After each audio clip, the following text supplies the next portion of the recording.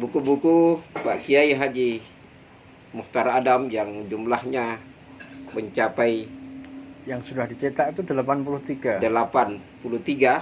Itu Pak Kiai hafal nama-namanya, ya, hafal nama-namanya.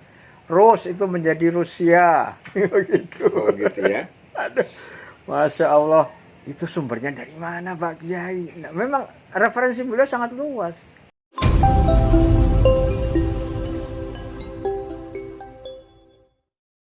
Assalamualaikum warahmatullahi wabarakatuh. Alhamdulillahirrabbilalamin. Allahumma salli ala Muhammad wa ala alihi wa ashabihi wa man tabi'ahum bi ihsanin ila yaumiddin. Kembali pada kesempatan ini kita bersama Ustadz Etami, Sekretaris Yayasan Babu Salam Pusat. Pada kesempatan ini kita kembali akan mengkaji dan membedah salah satu buku dari orang tua kita, guru kita, Kiai Haji Mukhtar Adam. Pada beberapa hari yang lalu kita sudah membedah buku beliau terkait dengan tajhiz, persiapan menghadapi musibah, persiapan menghadapi kematian. Pada kesempatan ini kita akan membedah terkait dengan pentingnya kita selalu berinteraksi, selalu berkomunikasi dengan Allah Subhanahu wa Ta'ala lewat kalam-kalamnya yang terdapat di dalam Al-Quran. Terima kasih Ustadz atas kesempatannya kembali hadir di kampus 2 pesantren Kiai Haji Abdul Qadir Qasim. Sebelum beliau memasuki materi, saya ingin mengatakan dan menyampaikan kepada kita semua bahwa buku-buku Pak Kiai Haji Mukhtar Adam yang jumlahnya mencapai yang sudah dicetak itu 83 yang sudah tercetak. Dari sekian banyak buku ini ternyata dia mempunyai ciri khas. Salah satu ciri khas dari buku guru dan orang tua kita adalah bahwa buku-buku beliau padat, ya, syarat, betul, dan memang bisa menjadi buku rujukan. Ya. Sama dengan buku yang kita pelajari pada kesempatan ini, kalau kita lihat dan kita kaji, itu di dalamnya padat ayat-ayat suci Al-Quran, ya, padat hadis-hadis Nabi SAW, kemudian padat dengan penafsiran, betul, dari ayat-ayat yang beliau tulis di dalam kitab itu. ya. Itu diantara ciri khas yang saya perhatikan dari kitab-kitab beliau. Bagaimana Pak Kiai kita melihat buku-buku Pak Kiai ini? Ya, Assalamualaikum warahmatullahi wabarakatuh. Ustadz Yamril dan juga Ustadz Kahar yang saya hormati. Saya ingin menyampaikan bahwasanya dari buku-buku Pak Kiai Mukhtar Adam itu, saya mencatat tentang positioning, masalah positioning, di mana beliau menempatkan diri dalam kancah hidup kemasyarakatan, dalam kancah dakwah, ya. Bahwasanya ketika mubalek itu pada saat itu, ya, saya ke Babu Salam itu tahun 88, ketika mubalek pada saat itu sangat kental dengan isu-isu kontemporer, ya. Pak Mukhtar Adam ini setia dengan masalah Al-Quran, ya. Bisa dikatakan tidak populer pada saat itu orang berbicara tentang Al-Quran. Ya. Dia tidak ikut keadaan, ya. Tidak ikut arus, ya.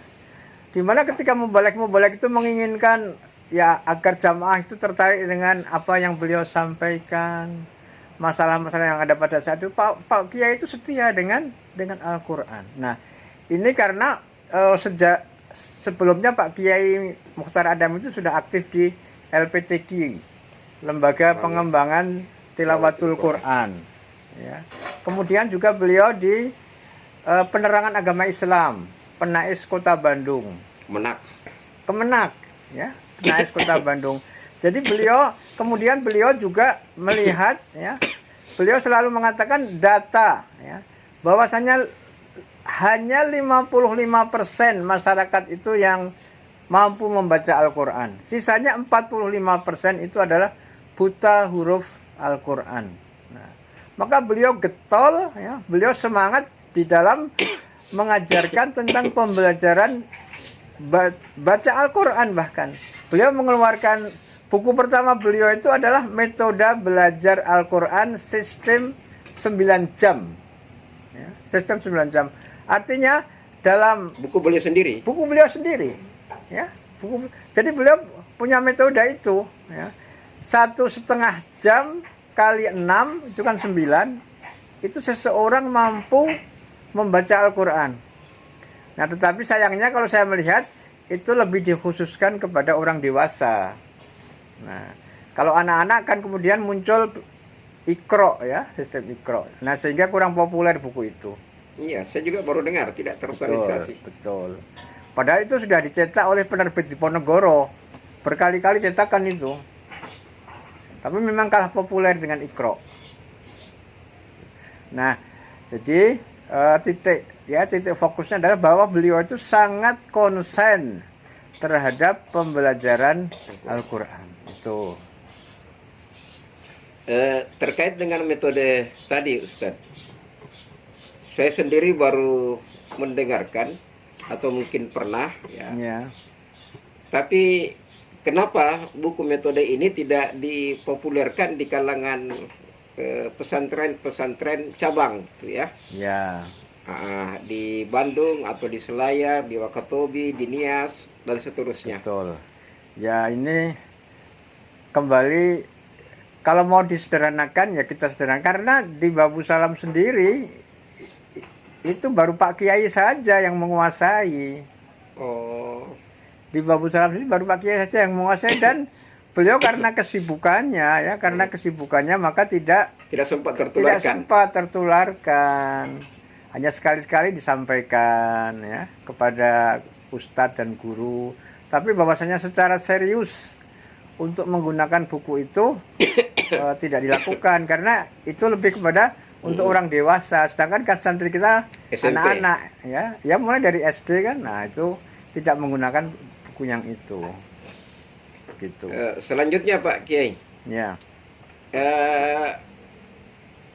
selama penelahan Ustadz terkait dengan buku Bersahabat dengan Al-Quran ini, apa-apa saja yang dibahas di dalam kitab tersebut? Ya. Mengenai buku ini, ya. Jadi pemirsa yang berbahagia, buku-buku Pak Kiai itu dimensinya sangat banyak, ya. Pertama, dimensi untuk penguasaan ilmu, ya. Kemudian sampai kepada itu sebagai bahan dakwah, ya, sebagai bahan dakwah. Buku Bersahabat dengan Al-Quran ini terdiri dari 44 bab. 44 bab. 260 halaman. Ya. Jadi kalau dijadikan bahan khutbah, ya, itu 1 tahun juga tidak akan habis. Lebih dari cukup. Apalagi kalau khutbah yang hanya sekali sepekan. Ya. Sehingga para mubaligh, para khotib tidak perlu khawatir kehabisan bahan kalau memiliki buku ini. Ya. Jadi dimensi Pak Kiai itu nulis itu bukan sekedar untuk dibaca, tapi untuk diamalkan dan juga diajarkan. Nah, kemudian dari pengantarnya saja, ya, dari pengantarnya saja kita bisa melihat bahwasanya Pak Kiai menulis, ya. Pak Kiai menulis bahwasanya ini lebih kepada adab-adab di dalam tilawah Al-Quran, ya. Karena beliau prihatin selama ini orang setelah bisa membaca pun, ya, adab-adabnya itu masih kurang. Ya. Tidak memperhatikan sikapnya ketika membaca, tidak memperhatikan bagaimana pakaian yang dia kenakan ketika membaca, tidak memperhatikan bagaimana tempat sekelilingnya ketika dia membaca Al-Quran itu. Nah, ini menjadi perhatian dari Pak Kiai, yaitu bagaimana meningkatkan kualitas interaksi umat Islam itu dengan Al-Quran. Ya. Jangan sekedar membaca saja. Mungkin karena membaca Al-Quran itu tidak tahu terjemahannya, maka asal saja. Nah, padahal di situ syarat dengan pelajaran-pelajaran. Nah, pada pengantar ini saya bacakan ya. Apa yang harus dilakukan terhadap Al-Quran itu? Bagaimana sikap kita terhadap Al-Quran itu? Yang pertama, mempelajarinya. Yang kedua, mendawamkan, jadi merutinkan membaca. Yang ketiga, menghadirkan hati ketika membaca. Keempat, senantiasa bertafakur. Yang kelima, mengulang-ulang ayat-ayatnya. Keenam, menangis dikala perlu menangis dan gembira dikala perlu gembira. Yang ketujuh, membuka bacaan dengan isti'adzah dan ta'awudz. Dan yang kedelapan, berhenti membaca dengan hamdalah dan tasdik. 9, sholawat kepada Nabi. 10, syahadat kepada Nabi. Dan 11, memperhatikan adab-adab membaca. Nah, jadi aspek-aspek di dalam berinteraksi dengan Al-Quran itu haruslah kita perhatikan. Ya. Nah, kemudian nanti berikutnya adalah memperhatikan adab-adabnya. Ya. Di antaranya adalah mengulang dari awal lagi dikala khatam Al-Quran. Jadi kita membaca Al-Quran itu tidak lompat-lompat, ya. Tetapi dari surah pertama Al-Fatihah, Al-Baqarah, Ali Imran, An-Nisa sampai berikutnya kemudian diulang dari awal, ya, diulang dari awal. Saya lompat-lompat, Ustaz. Ya, ini buku Pak Kiai ini kan lebih ditujukan kepada jamaah secara umum, ya. Kalau semacam Ustadz Jamril kan sudah ada keperluan khusus, ya.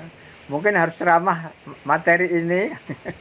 Tapi kalau kepada kalangan awam, nah, jadi Pak Kiai ini memang lebih banyak berbicara untuk kalangan awam, ya. Meningkatkan pengetahuan masyarakat tentang Al-Quran sedikit demi sedikit. Begitu, Pak Jamril. Ustaz Kahar, saya sempat membaca dalam kitabnya Pak Kiai ini suatu ayat terkait dengan orang-orang Yahudi yang masuk ke dalam Islam, ya. Ya. Tidak semua orang Yahudi itu tidak baik. Lesu sawa'a, ya. Nah, seterusnya dikatakan min ahlil kitabi lesu sawa'an min ahlil kitabi ummatun qa'imatun yatluna ana al-lail, ya. Nah, Ustadz Kahar sebagai orang yang sering membaca Al-Quran dan mempelajari tafsir, apalagi saya lihat banyak-banyak membuka tafsir Al-Munir, ya. Apa makna yatlun di dalam ayat itu, Ustadz? Baik, Ustaz. Tala yatlu itu artinya membaca tapi dengan menghafalkan. Membaca tanpa melihat teks. Makanya Al-Quran tidak ada perintah ihfazil Quran. Nah, dari mana perintah itu? Terkandung pada kalimat tilawah. Nah, tilawah itu di antara maknanya adalah membaca tanpa ada teks. Makanya Nabi ketika diperintah oleh Allah untuk membacakan itu pakai yatlu. Nabi Ibrahim misalnya ketika berdoa Rabbana wab'ath fihim rasulan minhum yatlu alaihim ayatika wa yatlu, itu kan doa Ibrahim supaya ada nanti di Mekah ini muncul satu orang itu Nabi kita Muhammad SAW yang nanti akan membacakan Al-Quran tapi menggunakan kalimat yatlu. Nabi kan tidak bisa membaca. Nah, karena Nabi tidak bisa membaca apalagi menulis, Maka makna yatlu itu artinya membacakan tanpa ada teksnya, artinya menghafalkan. Maka itu diantara maknanya Ustaz, bahwa memang tidak ada kalimat ihfadzil Quran di dalam Al-Quran. Justru dengan kalimat tala yatlu itulah mengandung kata hafal. Itu Ustaz. Bagaimana Ustaz kalau baca di bukunya Pak Kiai pengertian daripada talayat lu? Saya sempat membaca bahwa salah satu ya tadi adalah salah satu makna daripada talayat lu. Ya, di dalam Quran itu kita mendapatkan gambaran Allah menggunakan kata-kata tala Ya. ya ketika menjelaskan siang dan malam. Ya, betul. Nah, mengikuti siang atau mengikuti malam, saya lupa ayatnya itu. Ulama kita mengatakan bahwa di antara makna tala itu karena dia adalah mengikuti, artinya mengikuti dari satu huruf ke huruf yang lain. Ya. Ya. Orang yang membaca Al-Quran itu dia harus memperhatikan dari huruf ke huruf. Nah, setelah membaca ya dari huruf ke huruf terbentuk kata ke kata. Betul. Kemudian diikuti dengan kalimat ke kalimat. Ya. Jadi dengan kata-kata tilawah yang ada di dalam Quran itu Allah ingin menggambarkan bahwa orang itu setelah membaca Al-Quran dia perlu mengikutinya dengan memahaminya. Ya. Orang yang sudah membaca dan memahami Al-Quran perlu mengikuti Al-Quran itu dengan mengamalkannya. Ya. Ya, dan dari mengamalkannya itu perlu mengikuti dengan mengajarkannya. Ya. Saya kira itu Pak Ustadz yang sempat baca barangkali dalam kitabnya Pak Kiai ya. Ya, betul. Terkait dengan tilawah. Ya, jadi memang Pak Kiai itu lebih kepada dakwah ya. Lebih kepada dakwah. Memang secara keilmuan Pak Kiai tinggi ya. Tetapi kadang ilmu itu tidak keluar karena beliau berhadapan dengan ibu-ibu majelis taklim. Tapi kalau semacam berhadapan dengan Ustadz Yamril, Ustadz Kahar, pasti keluar ilmu-ilmu yang tadi ya. Nah, sepengetahuan saya memang sekali dua kali saya mendengar ketika ada tamu-tamu ya, ada Luas tamu-tamu yang pembicaraannya. luas pembicaraannya. Seperti itu memang. Tapi bahwasanya kemudian yang muncul di buku-buku, nah ini juga yang saya sayangkan ya. Ketika yang muncul di buku-buku itu belum sampai ke sana karena memang itu pembicaraan-pembicaraan khusus. Jadi yang ditulis oleh Pak Kiai itu adalah yang biasa disampaikan kepada jamaah ya, berjamaah. Dan ya memang tidak setinggi itu. Memang tidak setinggi. Tapi memang ilmu itu dikuasai juga oleh Pak Kiai. Gitu. Kayak buku Ulumul Quran. Nah, itu juga disampaikan kepada jamaah. Bahkan sempat saya dengar Ulumul Quran itu menjadi buku pegangan di salah satu bangku kuliah. Itu kan masuk proyek nasional. Itu Ulumul Quran. Iya. Ada 7 buku Pak Kiai. Ada 7 buku Pak Kiai yang masuk ke proyek perbukuan nasional. Dan itu untuk seluruh Indonesia. Ya. Untuk seluruh Indonesia. Nggak tahu ke Selayar sampai apa enggak ya. Nah, mungkin belum sampai ya. Tapi dicetak di proyek perbukuan nasional, Pusbuk. Ulumul Quran. Karena memang bisa menjadi buku rujukan. Betul, itu saya lihat. bisa menjadi rujukan. Agak tebal. Tebal ya buku itu. Itu. Nah, jadi ya buku-buku Pak Kiai itu memang untuk konsumsi jamaah kebanyakan ya. Kebanyakan untuk konsumsi jamaah. Dan itu seperti yang dikatakan Ustadz Jamil tadi, ya daging semuanya ya. Saya kalau membaca buku Ma'rifatullah itu satu halaman saja pusing ya. Pusing karena saya nggak memiliki dasar-dasar tentang keilmuan tentang ya keilmuan pesantren itu saya kan masih kurang. Tapi Pak Kiai Masya Allah nulis buku yang itu daging semua. Itu kalau dipecah-pecah itu bisa jadi 10 buku, 20 buku itu yang kecil-kecil. Nah, saya kira ini menjadi tugas kita sebagai orang-orang yang melanjutkan, Ustadz Babu Salam, yang sudah pernah dididik beliau untuk ya membedah buku Pak Kiai, dan kemudian itu menjadikan sebagai bahan dakwah, sebagai bahan pelajaran kepada para santri.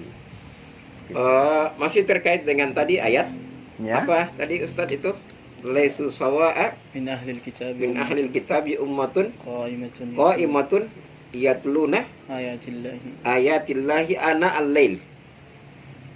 Nah, saya sempat membaca Ustadz Ya. bahwa kalau kita lihat ini ayat, ternyata jauh beda Heeh.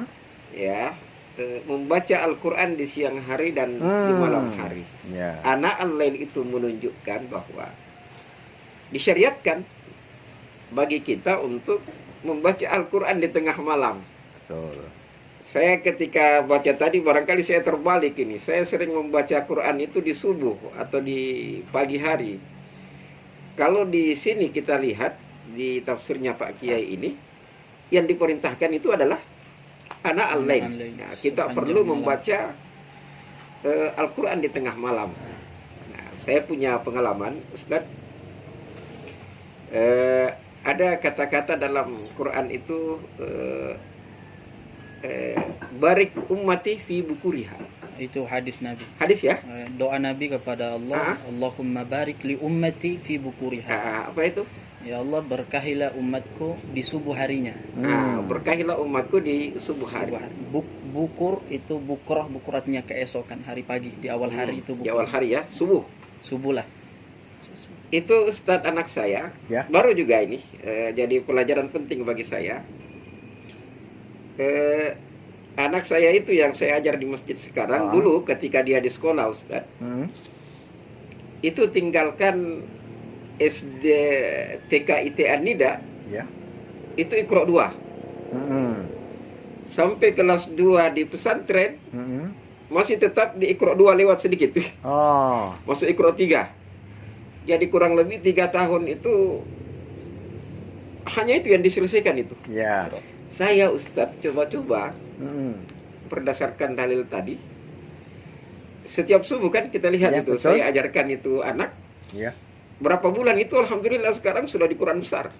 Oh, kelas berapa itu anak tuh? Kelas 3 SD Kelas sekarang. 3 SD ya.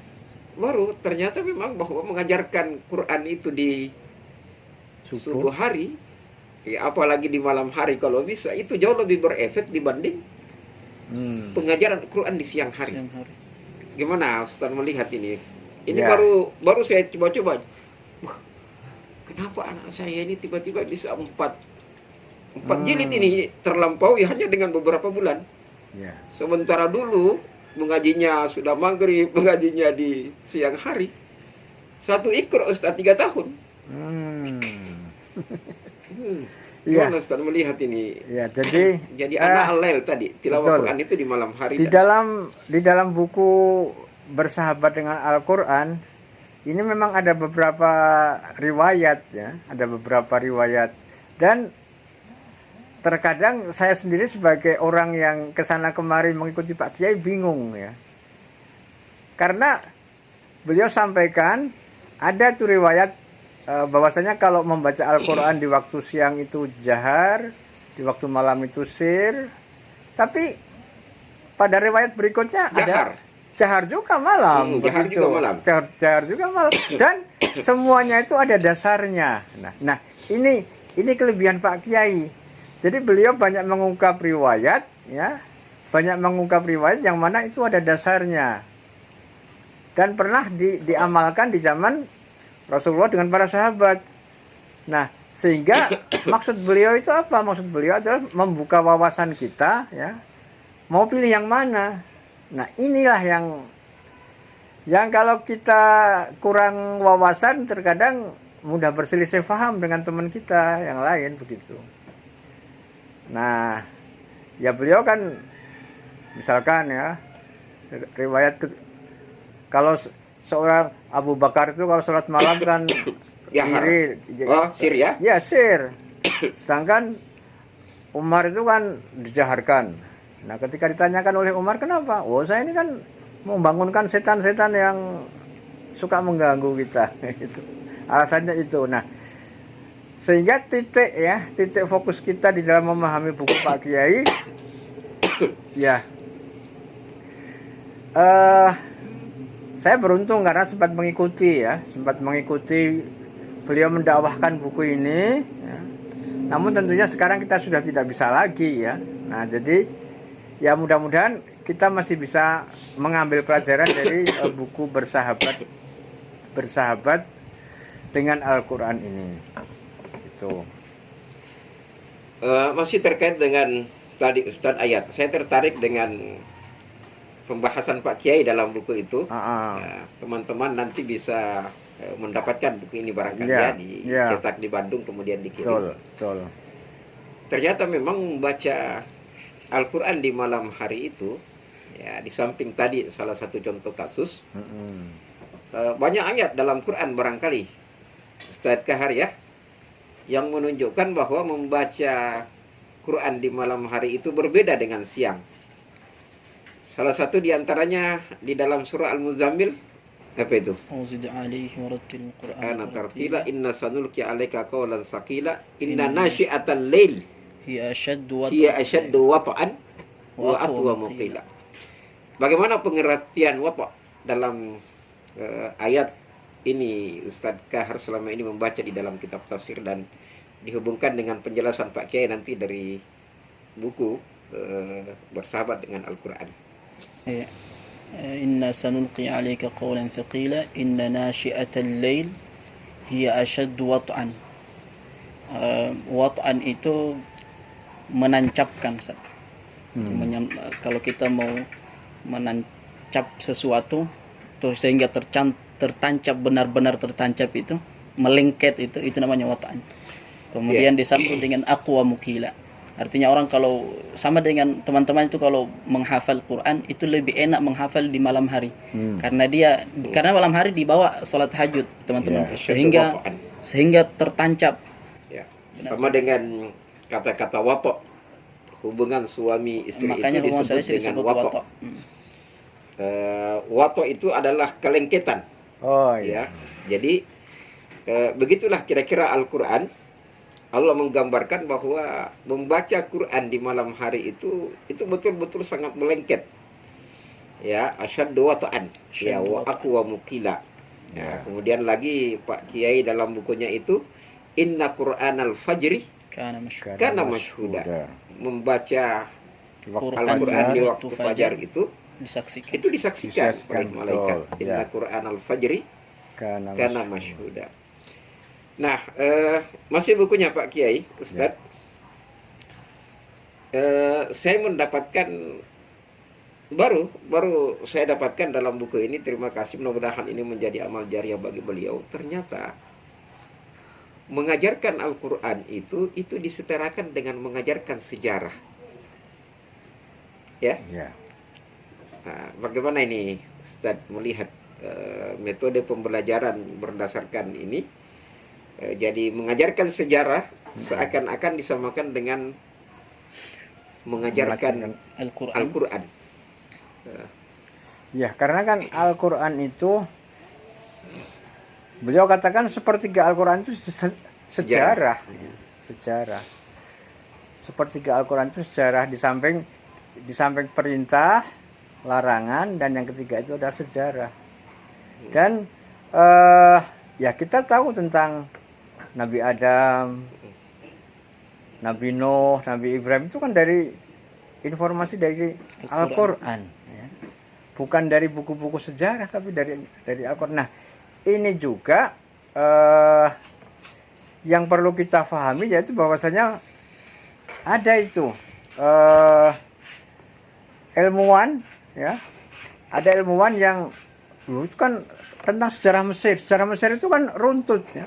Semua raja-raja itu kan ada. Ada di piramid itu, nama-nama semua raja itu ada. Tetapi kok di situ kok tidak ada Musa.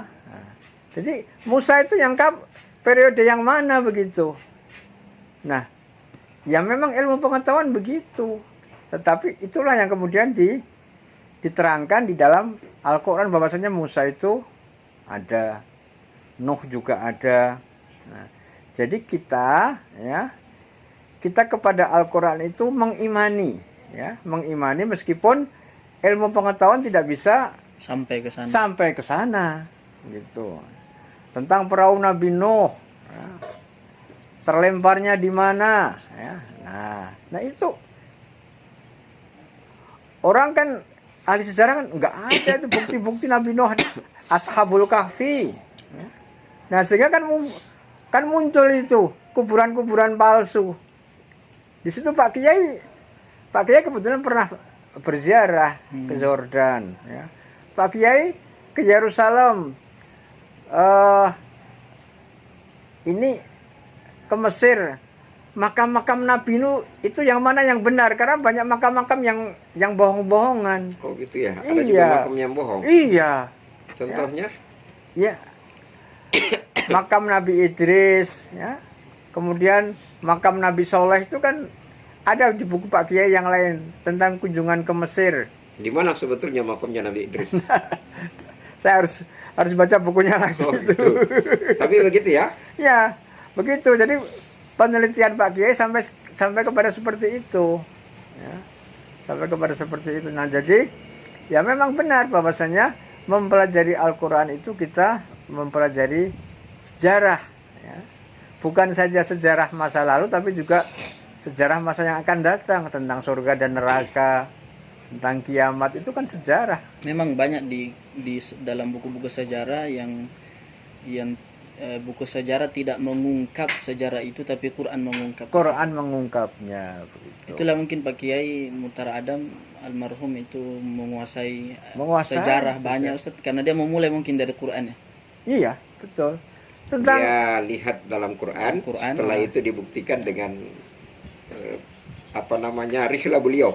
Iya, dan juga Masya Allah, dari kitab-kitab, nggak tahu saya sumbernya dari mana, beliau itu di buku Ma'rifatul Rusul tentang Nabi Adam, Idris, Nuh dan Hud. Pak Kiai sangat menguasai itu ilmu silsilah, ya. Oh, ilmu gitu ya? silsilah, iya. Kita ini kan bisa dikatakan anak moyangnya dari Nabi Nuh, karena kan Adam, Idris itu kan terus manusia dikatakan lenyap. Nah kemudian muncul manusia yang kedua yaitu Nuh. Dari Nuh itu kan kemudian lahir satu golongan ke utara, satu golongan ke timur, satu golongan anaknya ke barat, ke selatan. Itu Pak Kiai hafal nama-namanya, ya. Hafal nama-namanya. Rus itu menjadi Rusia, begitu. Oh gitu ya. Aduh, Masya Allah, itu sumbernya dari mana Pak Kiai? Nah, memang referensi beliau sangat luas tentang sejarah ini. Begini Ustaz, yang lain saya ingin mengatakan bahwa ini kan kita berbicara buku Pak Kiai juga kita hubungkan dengan kurikulum pendidikan kita saat ini. Ya. Kalau kita lihat buku Pak Kiai di sini yang dia nukil dari perkataan Sa'ad bin Abi Waqqas, Ya. kunna nu'allimu auladana maghazi Rasulillah sallallahu alaihi wasallam kama nu'allimu suratan minal Qur'an. Jadi kalau kita lihat kenapa umat-umat dahulu itu bisa maju, Ya. Karena merujuk ke sini Ustaz. Betul. Sejarah, mengajarkan sejarah Nabi, Ya. kemudian setelah itu mengajarkan Al-Quran. Ya. Nah kami yakin betul itu, sehingga di pesantren Kiai Haji Abdul Qadir Qasim ini kami menyusun Ustaz ayat-ayat Makkiyah terkait dengan sejarah. Ya. Nah, semua ayat-ayat Makkiyah terkait dengan sejarah ini saya rangkum dalam satu buku. Ini menjadi kurikulum di pesantren kita. Ya. Nah, setelah itu mereka menghafalkan Al-Quran. Nah, saya ingin mengatakan Ustaz bahwa bagaimana penerapan ini buku di pesantren Al-Quran Babus Salam, apakah juga sudah merujuk kepada buku ini, bahwa pendidikan itu yang pertama diajarkan adalah sejarah, kemudian setelah itu Al-Quran. Di bukan setelah, maksudnya disandingkan. Disandingkan. Nah, gimana Ustaz? Ya, kita memang belum sampai ke sana ya. Jadi kami di Babu Salam ini kan ada istilah 7T. Apa itu 7T ya? Yang pertama tahsin, ya. Tahsin, kemudian terjemah, tahsin, terjemah, kemudian tahdid, ya, menulis, kemudian ya sampai kepada tafsir, kemudian sampai taklim, ya, mengamalkan, mengajarkan, ya. Nah itu. Ya. Apa tadi 7T Ustaz? Tahsin yang pertama Tahsin. jelas, ya. Tahsin, tajwid, Tajwid, terjemah, terjemah, kemudian tahdid itu menulis ya. tahqiq. Ya. Tahdid. Tahdid. Tahdid menulis, ya. Tahdid kalau menulis, tahdid. Tahdid menulis, kemudian Hmm. tafsir, kemudian mengamalkan, dan kemudian taklim, mengajarkan. Itu kan 7T. Nah, kita kalau SD itu hanya sampai terjemah saja, hanya sampai terjemah, belum sampai kepada tafsir. Itu. Nah, kalau sudah SMP SMA itu tafsir, kemudian mengamalkan, dan kemudian juga mengajarkannya. Itu. Nah, kemudian di dalam ilmu-ilmu membaca kan juga beliau singgung di dalam buku itu, ya. Bagaimana memulai dan mengakhiri wakaf dan ibtida, Ya. ya. Kemudian nasih mansuh, ya. Ulumul Quran, ya. Jadi bagaimana mengajarkan kepada santri, kepada jamaah itu cara, ya, wakaf, ya, mulai dan berhenti itu dulu, ya. Memang kalau sekarang sudah ada Quran yang diterbitkan oleh AMM Jogja, Iqra, itu yang mana di situ Quran ada wakaf dan ada, Ya, ada. ibtidanya, mulainya kan. Nah, zaman dulu kan belum ada. Jadi Pak Kiai sangat getol itu, ya. Beliau sering mengemukakan contoh yang cukup lucu, yaitu misalkan dalam kata-kata bahasa Indonesia itu padi Makan tikus. dimakan tikus, kan begitu. Nah, jangan dibaca Pak Pak Didi makan tikus. tikus. Beda ya? Beda ya. Itu kalau salah berhentinya. Salah berhentinya begitu. Nah, keprihatinan Pak Kiai kan sesuai dengan apa yang beliau amati di kalangan masyarakat awam. Ya. Beliau mengajak, marilah ibu-ibu, bapak-bapak, jamaah sekalian, kita tingkatkan, ya, pengetahuan kita tentang Al-Quran. Wow, kalau sekarang sudah, alam ini sudah sangat maju sekarang. Ustaz sampai bisa mendirikan pesantren tahfidz, wah itu sudah luar biasa. Dulu mana ada yang seperti itu. Mau belajar Al-Quran saja masih jarang, ya. Bahkan kualitasnya itu menurun, kan. Pak Kiai mengambil contoh bagaimana setiap malam Jumat itu kalau kita keluar masuk kampung, ya, yang terdengar adalah bacaan Yasin, bacaan Waqiah, itu setiap malam Jumat. Sekarang kan sudah hilang itu. Ya. Yang ada musik dangdut, ya. Nah, itu keprihatinan beliau, sehingga beliau itu sangat semangat di dalam mendakwahkan Al-Quran itu, ya. Baru sampai di situ, belum meningkat kepada, ya, sekarang anak-anak mungkin di pondok-pondok sudah biasa belajar tahfidz, ulumul Quran, tapi zaman dulu mana ada. Memang Pak Kiai Perhatiannya dengan Quran luar biasa. Sampai cara wakaf, cara ibtida itu diperhatikan, jangan sembarang, ya. Iya, Pak Didi makan tikus. Pak Didi makan tikus. Dengan padi dimakan tikus. Dan memang para ulama begitu, Ustaz. Para ulama itu memang makanya semua Quran mushaf sekarang itu ada tempat berhentinya, Wakaf ya. wakafnya, dan tidak sembarang. Kalau seperti ini tandanya boleh lanjut, boleh tidak. Kalau begini tandanya harus Ya. berhenti. Ada juga yang harus lanjut. Para teman-teman itu kalau membaca terkadang sembarang berhenti, biasa ditegur Ya. sama guru itu, sama syekh. Dia bilang, kamu tahu tidak kenapa kita tidak sembarang berhenti dalam membaca itu. Kemudian beliau mengatakan bahwa itulah kenapa para ulama yang menyusun kitab itu, kitab Al-Quran ini, yang membukukan Al-Quran ini, meletakkan wakaf dan ibtidak di sana. Itu artinya penting. Yang meletakkan wakaf ibtidak di sana itu bukan sembarang orang. Nah, semua orang bersanad. Makanya mushaf kita yang mushaf kita yang Imam Hafiz An Asim Ya. tuh tidak sembarang berhenti juga. Nah, kita yang tidak paham masalah ibtidak, masalah Sembarang berhenti. sembarang berhenti, siapa kita, kata beliau itu. Nah, Itu barangkali Ustadz, saya sempat baca di kitabnya Pak Kiai ini, di antara adab baca Al-Quran itu adalah makruh hukumnya Ya. kita membaca Al-Quran kemudian memotong dengan berbicara kepada orang lain. Betul, ya. Nah, saya rasakan ini, minta ampun kepada Allah Subhanahu Wa Taala. Kita memang kadang-kala sering begitu ya. Ya, betul. Sementara baca Quran, ada teman yang datang tidak diselesaikan. Betul, ya. Bukan begitu ya? Ya. Nah, padahal kalau kita lihat ini Quran, ternyata di dalam buku Pak Kiai itu disebutkan bahwa disunahkan bagi kita ketika berhenti baca Quran itu bertakbir ya. Ya.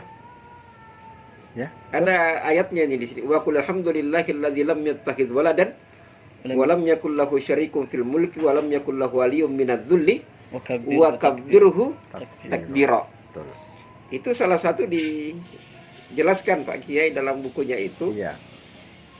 Itu yang dijadikan dalil untuk bahwa ketika selesai membaca Quran itu wa kabbirhu takbira. Cukup berkata Allahu Akbar atau bagaimana Ustaz? Yang selama ini perhatikan, karena Pak Ustaz Ahitami ini banyak berinteraksi dengan Pak Kiai. Iya, betul. Cukup dengan Allahu Akbar takbir, saja. Allahu Akbar. Bahkan kan Ah. istiadah juga di awal dan di akhir ya Pak Kiai itu kan juga. Oh gitu ya? Iya. Jadi istiadah itu ada yang di awal, ada yang di akhir, ada yang di awal dan di akhir. Bagaimana caranya itu? Jadi setelah baca Quran, baca lagi. Baca lagi ta'awudz, a'udzubillahi samiil alim minasyaitonir rajim, begitu. Ada dibahas di buku ini. setelah baca Quran. Setelah baca Quran. Ya, memang, Dasarnya ada. Gimana? Memang seperti itu, Ustaz. Ada ulama yang berpendapat karena dia mengambil kesimpulan dari ayat itu. Fa idza qara'tal Qur'ana fasta'id. Qara'ta fi'il amr. Qara'ta kan Madhi. fi'il madhi. Fi'il madhi. Kalau kamu selesai Ya, baca Quran, maka fasta'id billah. Kalau kau selesai baca Quran, itu yang mengatakan bahwa berarti ta'awudz di akhir. Pendapat yang mengatakan bahwa di awal, karena itu ada di awal dengan idza. Fi'il madhi kalau diawali dengan idza maka dia berubah menjadi fi'il mudhari, akan artinya. Oh gitu ya. Itu ditulis oleh Pak Kiai di buku itu. Saya enggak sempat sampai ke sana. Ada di buku itu. Tapi Ya. yang jelas intinya itu yang saya lihat adalah wa kabbirhu takbira. Ibnu Katsir termasuk yang mengatakan begitu, Ustaz. Di pembahasan di tafsirnya. Termasuk orang ulama yang membahas tentang itu. Bahwa ada memang ulama yang ta'awudnya di akhir Di membaca. akhir ya. Ya oke, saya mulai amalkan nantinya itu. Berlindung kepada Allah dari ini Ustadz, saya cuma ingin mengatakan bahwa ternyata kalau kita lihat sistem pendidikan Imam Al-Ghazali itu, Ya. ini yang kita lupakan. Ya, saya harap nanti Pak Kiai ini bisa terapkan di pesantrennya ya. Yang tidak dilupakan dalam pengajaran pendidikan itu adalah mengajarkan anak-anak Al-Quran. Kemudian setelah itu ya, mengajarkan anak-anak hadisul akhyar. Apa itu hadisul akhyar? Ahadisul akhyar. Al-ahadits al-akhyar. Hadis-hadis pilihan. pilihan. Nah, kemudian hikayatul abrar. Ya, sejarah. Ya, sejarah umat-umat yang lalu ya. Ya. Nah, Ini di atau bukunya Pak Kiai, Ustaz. Iya. Setelah itu ba'dul ahkam ad-diniyah, baru setelah itu hukum. Nah, Nah, jadi ini makanya Ustadz Kahar ini sebagai kiai di pesantren kampus 2, ini jangan lupa ini. Ya. Inilah yang melahirkan orang-orang hebat dahulu. Ya. Mengajarkan Al-Qur'an, tahfidzul Qur'an. Mm. Kemudian yang kedua adalah ahadisul akhyar. Itu juga wajib ada. Hikayatul abrar. Sejarah. Nah, jadi itu ayat-ayat Makkiyah itu betul-betul diajarkan. Ya, hikayatul abrar. Kemudian setelah itu fikih. Nah, ini saya kira Ustadz yang banyak dilupakan oleh Betul. umat sekarang ini Itu dalam tadi pendidikan. bukunya Pak Kiai itu Ustaz yang menjelaskan bahwa tidak boleh memotong bacaan Quran. Ya, Itu di buku Pak Kiai ya. ada juga. Ada di sini. Iya. Ada sahabat juga begitu Ustaz. Sahabat luar biasa. Namanya ada 2 orang sahabat ketika Nabi pulang perang. Pulang perang itu Nabi kemalaman, maka singgah di sebuah lembah. Ya.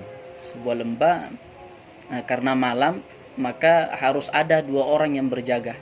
Nah, yang berjaga ini Abbad bin Bishr dan Ammar bin Yasir. Nah, maka supaya tidak berjaga dua-dua, karena jaga dua-dua itu ngantuk dua-duanya. Kalau tidak salah perang Khandak ini atau apa ya?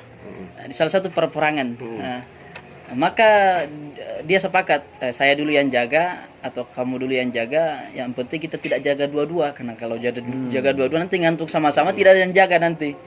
Nah, maka Ammar bin Yasir itu orang yang tidur. Abbad bin Bishr yang berjaga. Nah, pada malam hari ternyata datang musuh. Datang musuh. Abbad bin Bishr supaya dia tidak sekedar berjaga, maka dia bilang, ya udahlah saya sholat aja, sholat tahajud aja, kata dia, sambil baca Quran. Ammar bin Yasir tidur di sampingnya. Dalam keadaan sholat itu datang musuh, melihat kesempatan ini. Ya. Sedang kesempatan besar nih, dipanalah Abbad bin Bishr, dipana dari jauh, kena panah.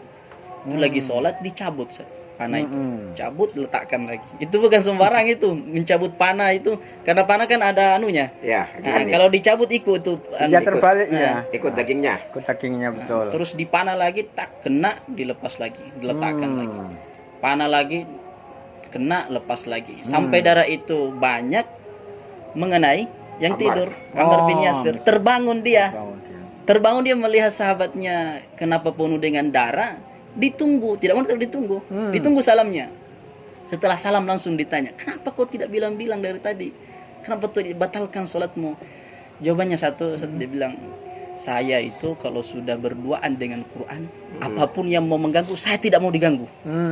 Ya. Itu sampai seperti itu orang baca paham Quran dengan tidak mau diganggu. Kita bukan lagi sholat, bukan lagi datang orang langsung potong bacaan. Jadi Pak Kiai luar biasa kalau itu di bukunya ya tadi. Ya, di bukunya Pak Kiai ini termasuk makruh, ya. Termasuk makruh Ketika kita memotong bacaan. bacaan Al-Quran. Ya, ini barangkali Pak Kiai atau buku ini ingin menunjukkan kepada kita bahwa ketika membaca Quran itu tidak sama dengan bacaan yang lain. Ya, tidak sama dengan bacaan yang lain. Nah, kemudian Pak Kiai, terakhir barangkali ini.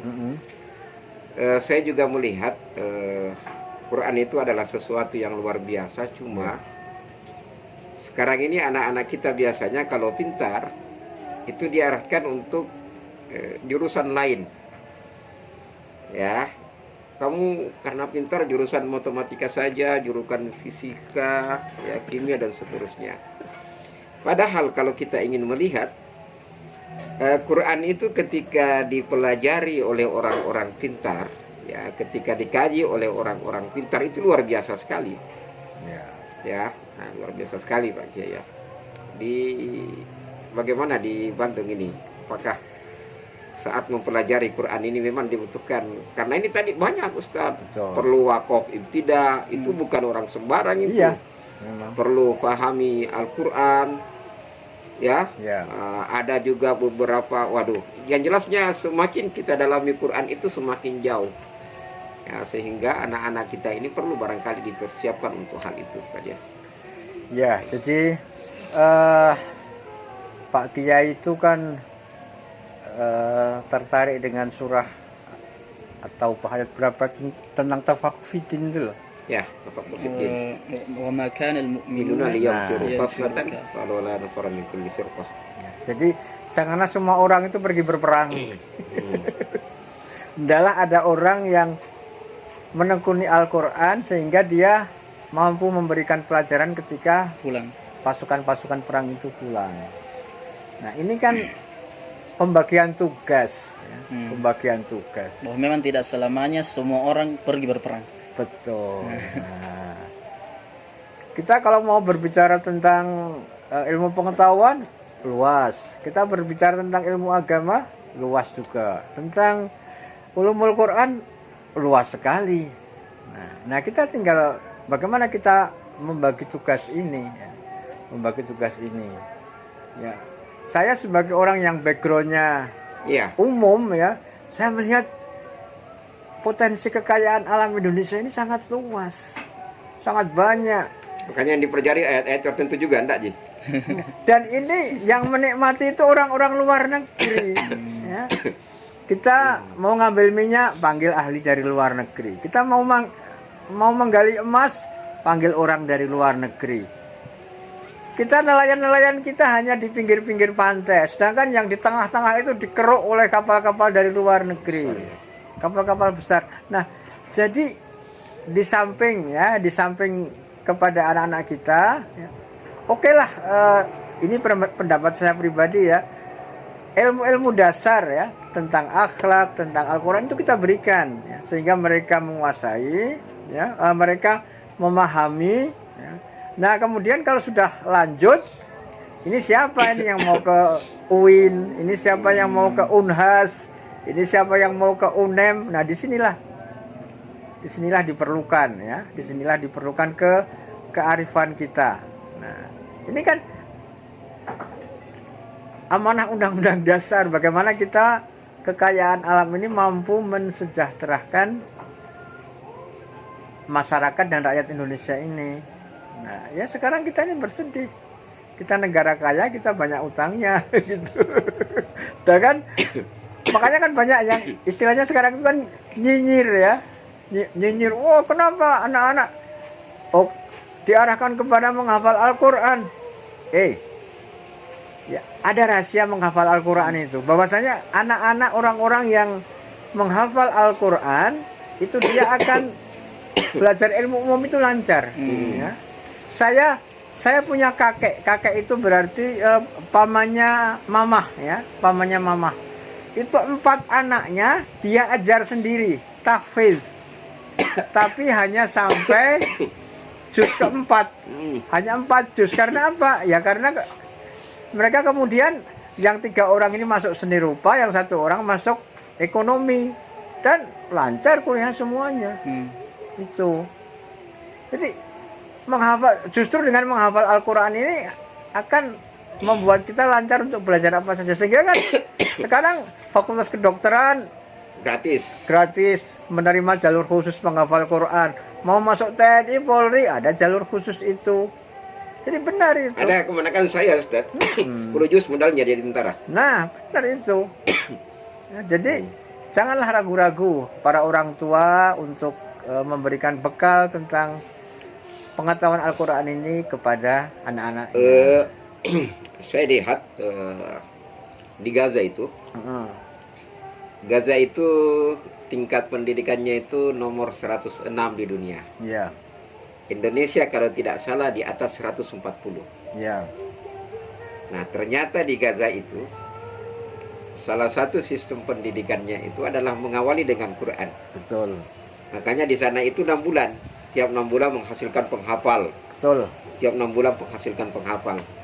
Sehingga dikatakan di Gaza itu kalau mau nikah tidak S1 itu sulit diterima. Ustaz Kahar sudah S1. S3. Nah, tidak bisa. SD, SMP, SMA. Oh gitu. Nah, jadi di Gaza itu begitu. Nikah tanpa S1 itu sulit diterima. Menjadi profesor itu adalah sesuatu yang biasa. Nah, salah satu di antara rahasianya itu adalah Quran. memulai pembelajaran kepada anak-anak itu adalah pembelajaran Al-Quran. Itu saya yakin betul itu. Makanya anak-anak di pesantren tahfidz Ustadz, baik di Babus Salam ya, yang ada di Bandung, yang ada di Selayar, dan juga pesantren-pesantren tahfidz di Selayar, kita yakin bahwa mereka akan menjadi orang-orang hebat nantinya, insya Allah. Gimana Ustadz? Ya, ini ada hal yang banyak tidak disukai orang kalau saya bicara. Saya pernah mendapat cerita ya dari Ustadz Haris almarhum sekarang ya, yang penggerak PAS pengobatan akhir zaman. Oh, yang diketok anunya, bawahnya itu. Bukan, itu yang ya. Ada itu di Bandung ya. Merujuk kepada pengobatan Nabi Ayub kalau tidak salah. Ya, termasuk PAS. itu. Ustadz Haris itu pernah cerita ke saya. Dia itu mantan Afghanistan Pakistan. Oh, gitu. Pernah ini ketembak ini pahanya ini. Ya. Pak Tami tahu nggak? Orang-orang kita datang ke Afghanistan, dia terjun ikut bertempur. Orang-orang kita datang ke Pakistan, datang terjun untuk bertempur. Tetapi mengapa di Palestina tidak ada yang ikut bertempur? Paling-paling jadi tenaga kesehatan. Paling-paling jadi tenaga logistik. Ya karena tentara-tentara di Gaza itu mereka pada hafal Al-Quran. Kita siapa mau ikut-ikut? Kita ini siapa? Gitu. Nah, itulah yang membuat kita ini kalau datang ke Palestina nggak ada yang terjun ke medan perang. Nah, ini saya sampaikan ke beberapa kali, wah orang itu benci ke saya. Nah, ini saya dengar dari Ustadz Haris sendiri itu, yang dia terjun ke Afghanistan, terjun ke Pakistan, begitu. Jadi penghafal Al-Quran itu memiliki kedudukan yang luar biasa. Dunianya, akhiratnya lebih-lebih. Betul. Ya, akhiratnya di bukunya Pak Kiai dikatakan bahwa ada yang disebut dengan syihab ya. Syihab atau syahib itu dalam kitabnya. Syihab itu adalah jelmaan dari Quran. Ya, ketika dia datang, dia berkata kepada orang yang baru keluar dari kuburnya, ditanya, siapakah Anda?